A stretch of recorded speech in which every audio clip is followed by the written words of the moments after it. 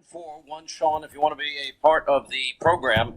So we have interviewed many times in the past combat pilot, the guy that held the Clinton nuclear football. Now remember, wherever president of the United States goes, there's a guy with the football, which is all of the codes if, God forbid, Armageddon happens and the president needs to launch a nuclear weapon. And if you remember back in the day, this Buzz Patterson was very outspoken about President Clinton, wrote the book, bestseller, Dereliction of Duty, an eyewitness account of how Bill Clinton compromised America's national security.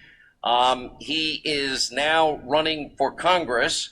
He said in a tweet, California's broken and bankrupt Democratic leadership has failed miserably, and it might cause one to give up. But as California goes, so goes much of the nation. I'm here to fix it, and I'm running for the congressional 7th district, and I'd love your support. I mean, he's been to, 69 countries, 20 years of service, and an Air Force pilot. He began under Ronald Reagan and flew combat all over the globe. And anyway, we welcome him back to the program. All right, you really you're sinking into the swamp. Why would you ever want to sink into the swamp, especially from California, which I think is gone anyway? Hey, Sean. Yeah, well, you know what?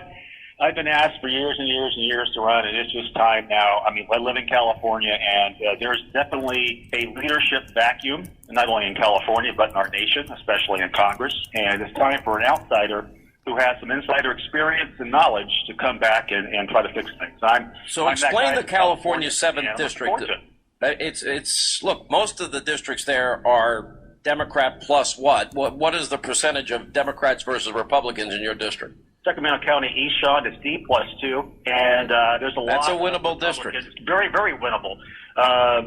There's a guy named Dan Lundgren who was a Republican here for years that had that district, and until the Democrats redistricted, they actually elected a guy named Ami Bera, who is probably a decent guy, but he's a do-nothing Democrat. He's been there for 8 years. He's a doctor, and that's all he does. He likes to initiate bills to name post offices, but he won't do anything about the homelessness, the homeless vets in Sacramento and Los Angeles and San Diego and San Francisco.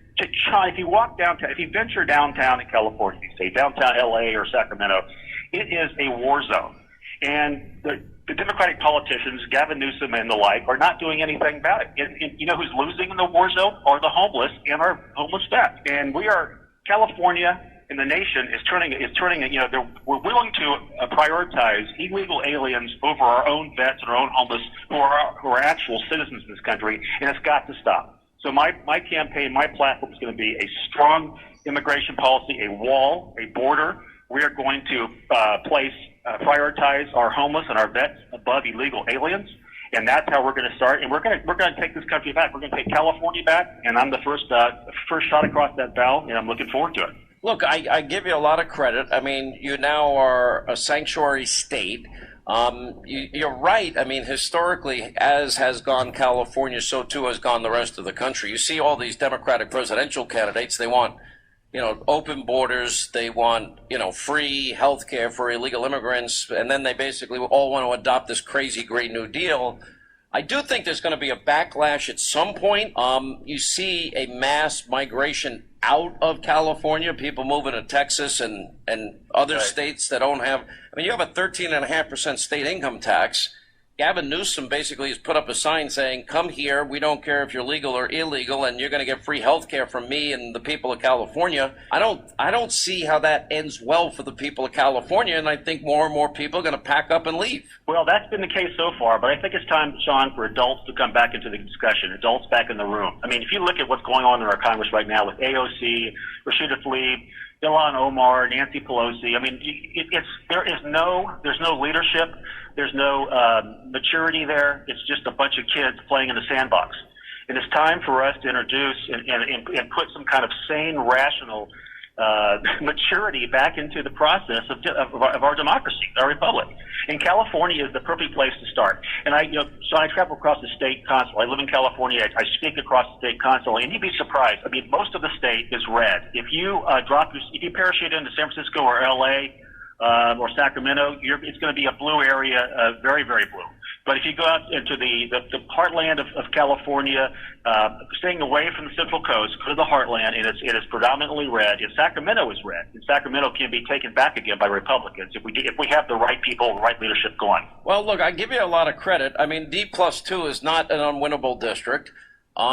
But I will say this, and this is why I never get overconfident about any Republican winning any national election, because whoever the Republican is, even though the president has built an incredible track record, we have now, unemployment-wise, the best number since 1969, record low unemployment for all different demographic groups. And we now are energy independent. The president is hell-bent on getting that wall built, and it's getting built. But, he's doing the heavy lift a lot by himself. He could use some help from Republicans in the Senate and the House sometimes. They're pretty weak. But the reality is, where we are today is that, we start out without New York and their electoral votes, without California, without Illinois, without New Jersey. So if you're a Republican and you want to win, you got to get Ohio, Florida, North Carolina. Then you got to, pick off Pennsylvania. You got to pick off Wisconsin and Michigan. And then those are not easy states for Republicans to win.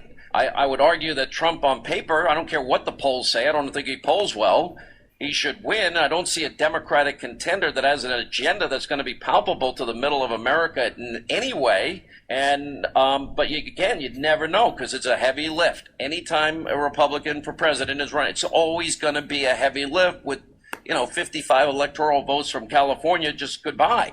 Yeah, Donald Trump, Sean, better than anybody probably. He's a fighter, and we need fighters. And I'm a fighter too. I've been in combat. I'm not going to back down from a fight, which is why I'm going to run for office in California. And I would really appeal to people out there who want to support a conservative military guy running for Congress out here to go to buzzforcongress.com, Buzz for Congress. That's pretty easy to remember. And I'm running. Love your support. Love your help in any way, shape, or form. And Sean, you know what? I've got to take a moment here. You gave me a break. When I was a fledgling author back in 2003, you were the first mainstream, high-profile news person, journalist, who gave me a break and actually carried my exclusive for dereliction of duty, and also for. By the way, it was a great book. And what did you hit on the New York Times list? Did you get number one? We were number 2 under Harry Potter, so I'll take number 2. Oh well, that's kind of number 1. You can't. Yeah. Harry Potter doesn't count. Exactly. That's the way I looked at it. So you figure we were number 2. We were number 2 for a long time, 6 months. That book is still selling well, Sean, thanks to you. And again, you gave me a break. You're my bud, and I really appreciate all the time. Listen, I support what you're doing. I really do. I think it takes great courage to run. Anybody to run, but listen, it takes great courage for anybody to be in the public eye. When I talk to my kids about what they want to do, as they're getting older now, the last thing I ever mention is anything in the public eye.